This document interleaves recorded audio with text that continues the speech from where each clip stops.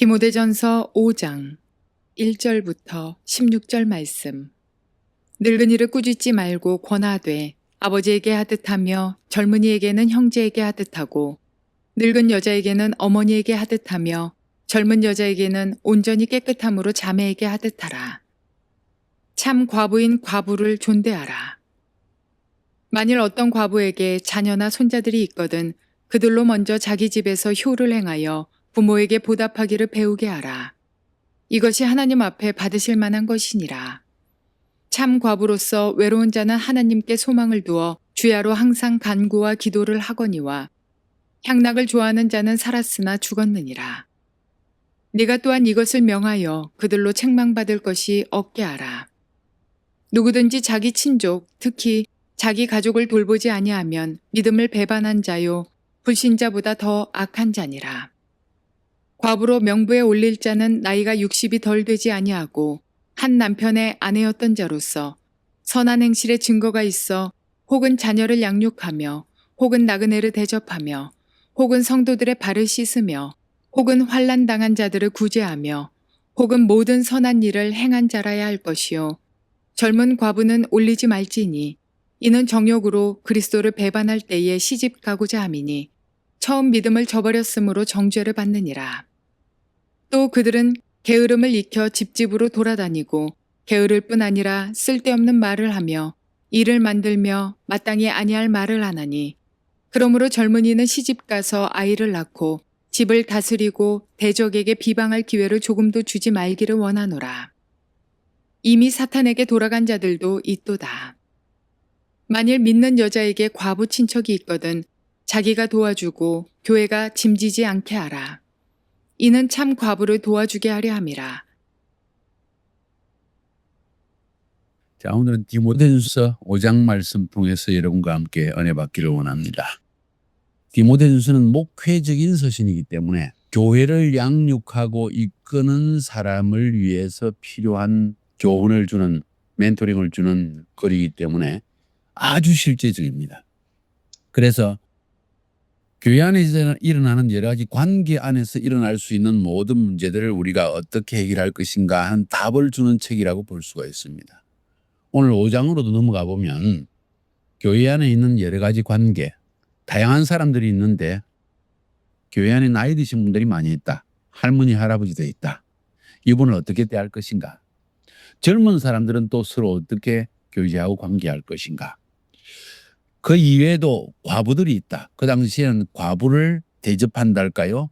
율법에서 고아와 과부를 돌보는 일이 굉장히 중요한 일 중에 한 가지였습니다. 다시 말해서 유대교의 전통 중에 한 가지는 가난하고 외롭고 나그네나 과부나 고아를 돌보는 일을 굉장히 중요하게 여겼습니다. 그런 면에서 이 초대교회 안에서도 과부들에 대한 많은 관심들이 있었던 걸 볼 수 있습니다. 이런 사람들을 우리가 어떻게 대접할 것인가 하는 문제를 오늘 이야기하고 있고 상당히 길게 이야기하고 있는 걸 볼 수 있습니다. 그 다음에 17절부터 20절까지에서는 장로들에 대한 문제는 우리가 어떻게 다룰 것인가. 장로들이 혹시 허물이 있다고 하고 장로들에 대한 뒷소문들이 일어나기 시작할 때 그것은 우리가 어떻게 처리해야 되는가. 그 당시에 장로는 거의 다 목사적인 수준이었어요. 감독도 장로순이 나왔다고 볼 수가 있고 그래서 교회 안에서 다스리는 직분들을 하고 있었고 말씀을 가르치는 직분을 가진 사람들이 장로들이었습니다. 말 그대로 나이가 드신 분들 그 가운데서도 영적 지도력이 있는 사람들을 장로님으로 불렀기 때문에 그 장로님들에 대한 고발이 있으면 어떻게 해야 되고 또 그들의 월급은 어떻게 할 것인가. 그들을 교회에서 책임질 것인가 말 것인가. 뭐 이런 문제들이 많이 이루어졌고 그다음에 21절부터 25절까지의 말씀을 보면 사도 바울이 디모데에게 직접 개인적인 또 멘토링이랄까요 하는 것을 하는 내용을 볼 수 있습니다. 그래서 5장은 조금 긴 25절까지 되어 있지만은 1절, 2절에서 나이 드신 분들에 대한 태도 또 젊은 형제 자매들에 대한 서로 관계성 3절부터 16절까지 과부에 대한 이야기를 굉장히 길게 지침을 주고 있습니다. 그 다음에 17절부터 20절까지 장로에 대한 이야기 21절부터 25절까지 디모데에 주는 개인적인 멘토링의 계속 이렇게 해서 5장의 내용을 우리가 볼 수 있는데 먼저 한번 봅시다. 교회 안에 나이 드신 분들에게 우리는 어떻게 대해야 될 것인가? 늙은 이를 꾸짖지 말고 권하되 아버지에게 하고, 또 2절에는 늙은 여자에게는 어머니에게 하듯 하며 이렇게 이야기했습니다. 나이 드신 사람을 꾸짖지 말라고 그랬습니다. 왜 그럴까요? 나이가 들면 어린애가 됩니다. 기억력도 사라지고 하여튼 마음이 어린애같이 돼서 자기를 좀 인정 안 해주고 그러면 삐치기도 하고, 이게 나이 드신 사람들의 특징입니다. 그래서 나이 드는 사람들이 그렇게 할 때 꾸짖지 말라는 거예요. 너무나 당연한 일들이다. 오히려 그들을 아버지에게 하듯이 존경하고, 아버지가 누구입니까? 우리를 낳아주고 먹여주고 멘토링해주고 삶의 방향을 제시해주고 이런 분들이라는 거예요. 근데 그런 분들이 젊었을 때는 그렇게 창창하게 아버지처럼 막 책임감을 지고 인도하다가 나이가 들면은 어린애가 되어져요. 이런 분들을 꾸짖지 말라는 겁니다. 아, 나이가 더 연세가 드셔서 그렇구나. 기억력이 사라지시는구나. 관심을 안 가준다고 삐치는구나. 외로워서 그러시는구나. 거의 대부분이 일이 없기 때문에, 사람이 일이 없으면 기억력이 사라집니다. 그래서 나이 드신 분들을 꾸짖지 말라.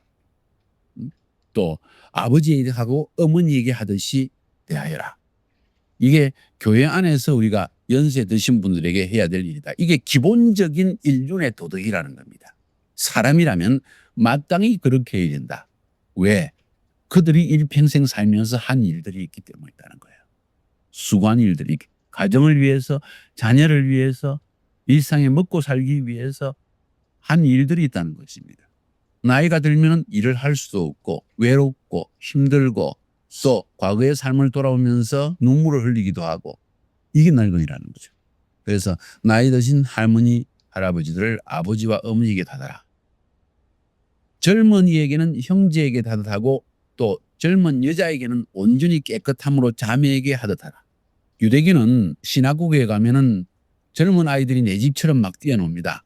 우리 같으면 조용히 해, 시끄러워, 이렇게 하는데 유대교에서는 뛰어다니고 장난치고 놀고, 이게 완전히 믿는 유대인들끼리는 전혀 친척 관계가 아니라 할지라도 마치 가족처럼, 친구처럼 아주 허물없이 지내는 모습을 많이 볼 수가 있습니다. 가족 공동체라는 거예요. 그래서 가정이 깨어지거나 가정에 어려움이 있는 사람들은 이 시나고그에, 회당에 들어갔을 때 마치 하나의 진짜 하나님의 공동체가 무엇인가, 가족 공동체가 무엇인가 느낄 수 있을 정도의 영적 분위기, 그것이 그 당시에 회당 안에 있었다는 거예요. 초대교회도 당연히 많은 유대인들이 교회의 중요한 구성원이 되었었기 때문에 그 교회 안에서 마땅히 어떻게 해야 할 것을 이제 가르치고 있는 겁니다. 그래서 바울이 젊은 심령들에게 이야기할 때 젊은이에게는 형제하듯 하고 젊은 여자에게는 온전히 깨끗함으로 자매에게 하듯 하라. 아마도 교회 안에 성적인 문제들도 일어날 수 있었을 것입니다. 남녀가 함께 허물없이 지내고, 유대교 안에서는 특별히 남자와 여자가 이런 이성관계라는 관점보다는 친구라는 관점이 더 강하다는 거죠. 허물이 없다 보니까 또 이런 성적인 어려운 문제들이 일어날 수도 있기 때문에 아마 온전히 깨끗함으로 자매에게 하듯 하라. 이렇게 이야기를 하는 것으로 보여집니다. 그래서 유대 공동체 안에서는 나이가 드신 분들이 남의 아들이랄지라도 내 자식처럼 야단을 치고 막 이런 모습을 쉽게 볼 수 있다고 합니다. 왜냐하면 가족 공동체니까.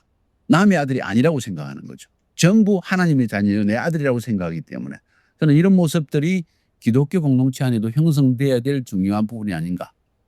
교회 공동체 안에 완전히 개인주의와 또 핵가족 제도로서 변화되어 있기 때문에 현대사회로 넘어가면서 이 가족 공동체가 사실은 기독교회 안에 깨져버렸다고 말할 수 있는 거예요.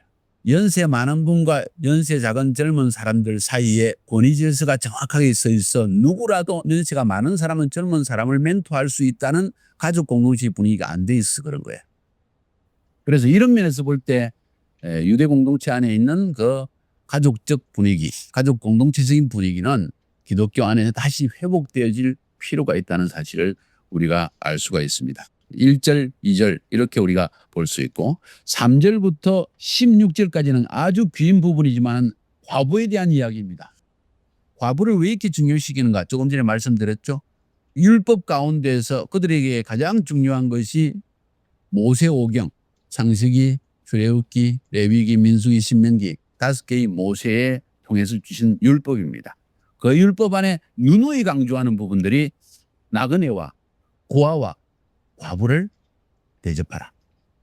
그들을 잘 돌보라 하는 것이 율법의 중요한 정신입니다. 그것을 더 나아가서 어려운 사람들, 물질적으로 어려운 사람들, 외로운 사람들을 돕는 것이 마땅한 하나님의 백성에 해야 할 일이다 하는 것이 율법의 기본적인 가르침이고, 저는 생각할 때 지금도 마찬가지 우리가 꼭 지녀야 될 부분이라고 생각합니다. 기독 공동체 안에서도 먼저 믿는 사람들을 도우라는 원칙들을 신약 성경 안에 볼 수 있습니다. 그래서 공동체 안에서 내 돈이 아니고, 내가 가진 은사가 내 가진 은사가 아니고, 내 가진 집이 내 집이 아니고, 이건 정말 어렵고 힘든 사람들을 서로 돕는 가족 공동체라는 개념, 이것을 개발하는 것이 참 중요하다 하는 생각을 가집니다. 자, 그래서 과부에 대한 이야기를 보면 어떤 사람이 과부인가? 초대교회 안에는 참 과부하고 명단에 올라가는 사람이 있었다는 것을 볼 수가 있습니다. 그 말은 가족 공동체로서의 교회 공동체 안에서 과부의 명단에 오른 사람들은 반드시 존경하고 반드시 그들을 물질적으로 도와주고 당연히 대접하는 것을 원칙으로 하라는 것입니다. 좋은 제도입니다. 그래야만 연세가 많은 과부들, 남편을 일찍 잃은 과부들, 또 자녀들을 양육해야 될 부담감이 있는 과부들, 외로운 과부들에 대한 관심을 가져줄 수 있기 때문입니다. 제도적인 교회 안에서, 기독교회, 초대교회 안에서의 제도적인 어떤 방침을 기초로 놓아놨다는 것을 알 수가 있습니다. 자, 그러면 누가 참 과부인가 하는 문제입니다. 그래서 바울이 디모데에게 아마 그 당시에 초대교회 안에서 과부에 대한 문제가 많이 나왔기 때문에 이 에베소 교회도 막 형성되어 나가는 과정 속에서 지금 과부에 대한 제도를 뿌리내리고 있는 것을 볼 수가 있습니다. 자세하게 말하고 있는 것을 보아서. 과부는 어떤 사람인가? 60세 이상이 된 사람이어야 한다. 그 당시는 60세 하면 상당히 연세가 많은 할머니, 할아버지, 이미 허리가 구부러진 사람들이라고 볼 수 있을 것 같아요. 그래서 60세 이상 된 사람들만을 과부로 세우라 하는 이야기를 볼 수 있고, 그 말은 다른 말로 표현하면 젊은 사람은 과부로 세우지 말라는 이야기입니다. 과부로 명부에 올릴 자는 나이가 60이 덜 되지 아니하고 한 남편의 아내였던 자. 자, 먼저 60세가 되지 않은 이야기를 봅시다. 왜 그랬을까? 젊은 과부와 차이점이 있다는 것입니다. 11절, 12절, 13절, 14절, 15절까지 보니까 젊은 과부의 명부에 올리지 마라. 왜냐하면 이는 정욕으로서 그리스도를 배반할 때 시집가고자 함이니 처음 믿음을 저버렸으므로 정죄를 받느니라. 상당히 기독 공동체 안에서 기독 윤리가 굉장히 강화했다는 것을 측면을 볼 수가 있습니다. 무슨 말이냐? 한 남편의 한 아내가 되지 않다. 2번 결혼해서는 안 되고 3번 결혼한 사람은 과부로 올리지 마라. 본이 되지 않는다. 사람들이 그 길을 따를 수 있기 때문에 참 과부의 명부에 올렸다는 것은 본이 되는 사람이라는 걸 의미한다. 그래서 한 남편의 아내였던 자라 된다. 2번 결혼하고 3번 결혼한 사람은 교회 공동체 안에 2번, 3번 결혼해야 된다는 인식을 주기 때문에 이런 사람은 올리지 마라. 젊은 과부도 올리지 마라. 왜냐하면 젊은 사람은 젊기 때문에 정욕을 이기지 못한다. 이건 젊음이라는 육체적 욕구, 그것을 알고 있다는 이야기예요. 마음은 난 주님을 위해서 혼자 살아야 되겠다. 주님 앞에 막 기도하고 은혜 받으면 내가 세상적인 욕심을 다 끊어버리고 주님만을 위해서 이제 기도하면서 중보하면서 주님의 사역만을 위해서 사역자들을 도우면서 내 평생 그렇게 살아야지 결심은 하지만은 안 된다는 거예요. 젊은 사람들. 물론 모든 사람이 안 되는 건 아니지만은 젊은 사람들은 거의 다 다시 또 시집가고자 하는 욕망 때문에 그것을 이겨낼 수가 없다는 거예요. 마음이 깨끗하게 주님을 섬기려 하는 그 마음을 자기 스스로 배반할 수밖에 없는 것이 육신의 강한 정욕이라는 거예요. 그렇기 때문에 젊은 사람은 아예 올리지 마라. 60세 이상 된 사람만 올려라. 젊은 사람은 정욕뿐만 아니라 혼자 살기 때문에 남편이 있을 때는 밥 해줘야 되고 빨래 해줘야 되고 뭐 뒷벌어지 해줘야 되고 아이들 학교도 보내야 되고 바빠서 게으름을 피울 이유가 없는데 혼자 살다 보면 게으름을 피우게 되고 게으르다 보면 집집마다 다니면서 사람 찾아다니면서 말 자꾸 만들어내고 그래서 젊은 사람들은 시집 가서 아이를 낳고 집을 다스리고 대적에게 비방할 기회를 조금도 주지 말기를 원하노라. 다른 말로 좋게 말하면 일거리가 있어야 된다.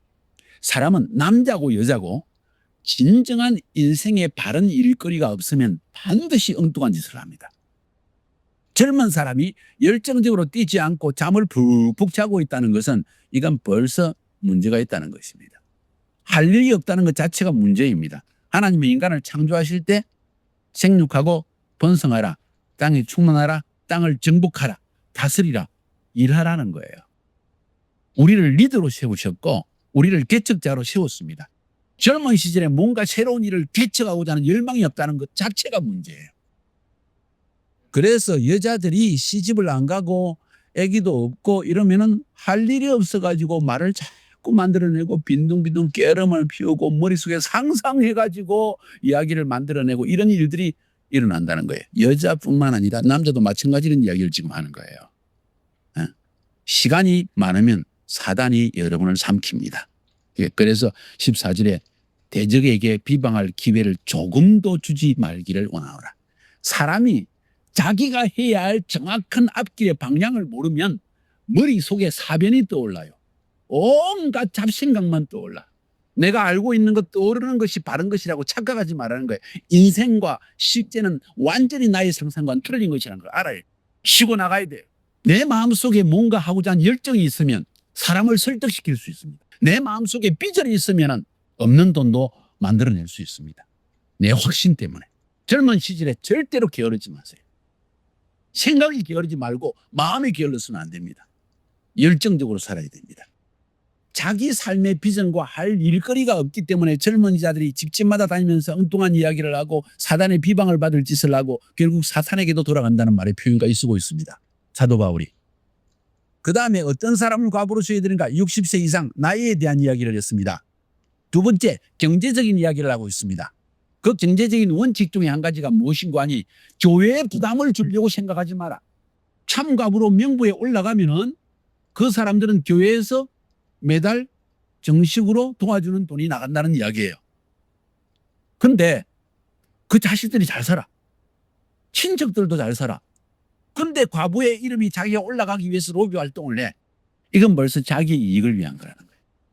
교회가 해야 될 근본적인 사명은 보험을 증거하고 가진 물질로서 최대한 더 어려운 사람들을 도와주고 하나님께서 주신 본래적인 영혼 구원의 사역에 전념하기 위해서 물질을 사용하는 것이 원칙입니다.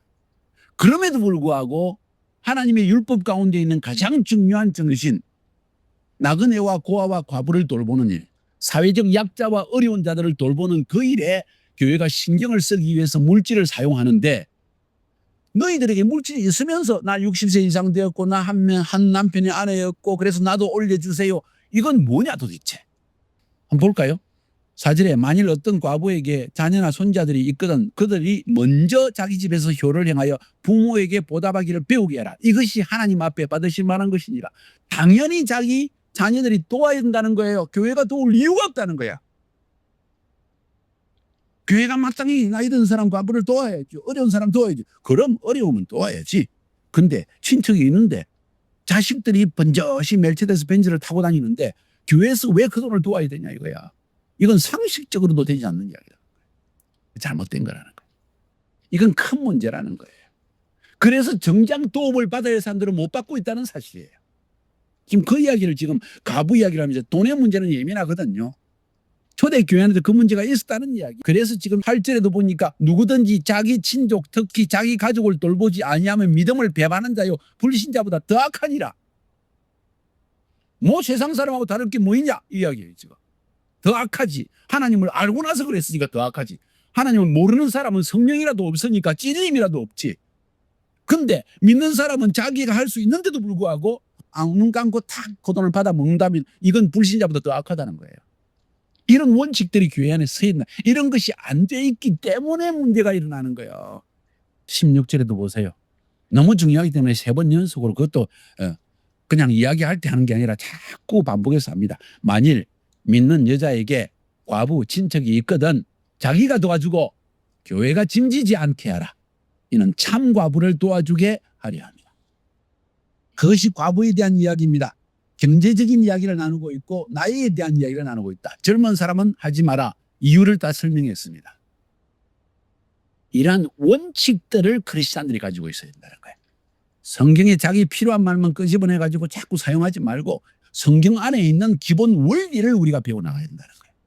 성경을 정확하게 알고 성경 안에 있는 기본 원칙을 따라서 바른 말을 할 줄 알아야 된다는 거예요.